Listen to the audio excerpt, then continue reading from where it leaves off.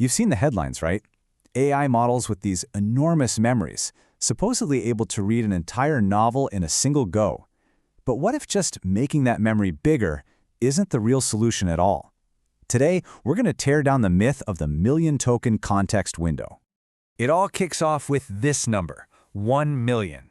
1 million tokens. That's the absolutely staggering size of the latest AI context windows, a number that seems to promise an AI that just never forgets.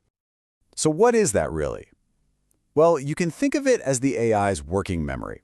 It's all the information the model can hold in its head right now to understand what you're asking and figure out how to respond. Which leads us to the big question, the reason we're here. With a memory this big, is the whole problem of AI forgetting stuff finally over? Well, the short answer is no. And the long answer? That's where things get really interesting. It turns out, when you just scale up the size of this memory window, you also open up a whole new can of worms. A bunch of hidden flaws start to appear. See, in this case, bigger? Well, it really isn't always better. Even with 1 million tokens, these models have this weird lost-in-the-middle problem.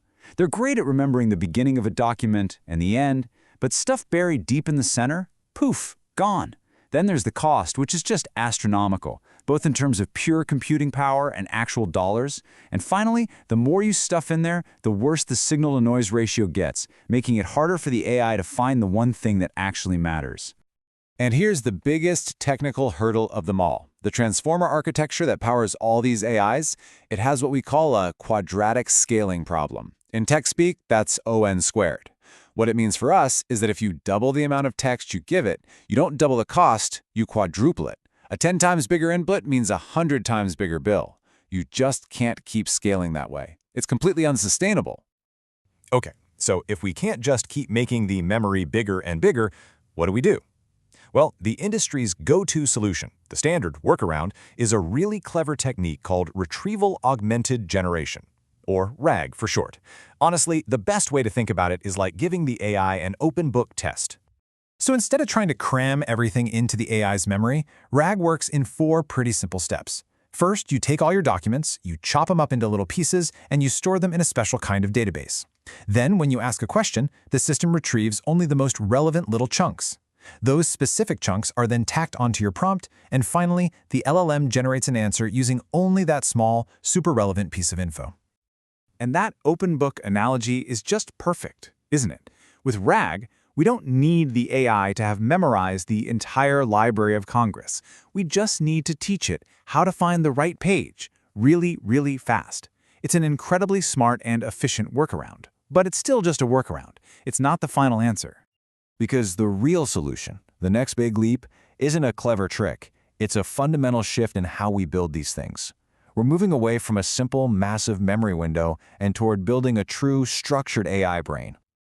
Now, at first glance, this new architecture might look like we're taking a step backward, back to the old days of having lots of specialized systems. But the engine under the hood has completely changed. We've swapped out all those brittle, single-purpose models for one single, incredibly powerful generalist LLM. And it can do all those same jobs with just a simple prompt, instead of years of manual training. So let me be super clear. This is not a regression. We're not going backward. We're taking the smart architectural ideas from the past, like separating your memory from your reasoning, and we're plugging in the superpowered brain of a modern LLM. It's truly the best of both worlds. So this new AI brain has these specialized parts, and each one handles a different kind of memory.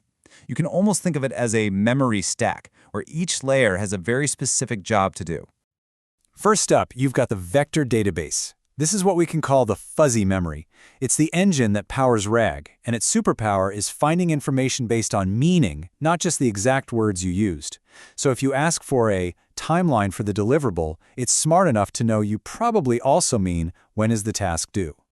Next in the stack is the knowledge graph. This is the relationship memory. It stores hard facts and, crucially, the connections between them. This is what lets the AI answer really complex questions like, show me the competitors of all the companies Google has acquired, and do it with factual precision, which helps prevent it from just making stuff up. Okay, but this brings up a new problem, right? It's the turtles all the way down issue. If you have all these different complex memory systems, how does the AI know which one to use for any given question? You need a traffic cop, someone to orchestrate this whole symphony. And here's the really clever part. To avoid an endless loop of AIs managing other AIs, we don't use another LLM for this job. We use a clear division of labor.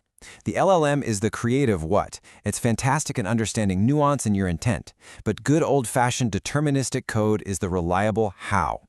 It executes specific tasks perfectly, every single time, with incredible speed.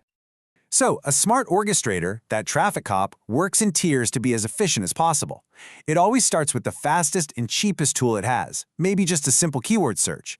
If that doesn't cut it, it moves up a level, to a slightly more complex, but still cheap, classifier. And only as a last resort, for the trickiest, most ambiguous requests, does it finally escalate to using the big, powerful, and expensive LLM. So, what does this all mean for the future? Where's this all heading? Well, right now we're living inside what you could call a complexity bubble. We're building this massive, intricate scaffolding around these powerful but fundamentally flawed AI cores. And here's the thing, that bubble, it's not the problem, it is the solution. And we can actually map out how this technology is probably going to mature. Right now, today, we are in the bespoke era. Only big tech and the most well-funded startups can afford to build these things from scratch. But in the next 2 to 5 years, we'll hit the tooling era, when mature frameworks will make this accessible to way more people. And then, 5 or more years out, it becomes commoditized, just another invisible, assumed part of the tech stack. The single most important thing to take away from all this is that this complexity bubble, this huge scaffolding we're all building, is just how technology evolves. It's the messy, complicated, but absolutely necessary process of taming the raw, wild power of LLMs and turning them into reliable, predictable tools we can all build with.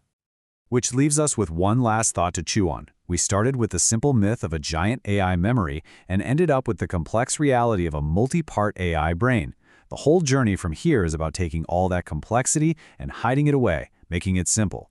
So, what happens to our world when building a powerful AI brain becomes as easy and accessible as building a website is today?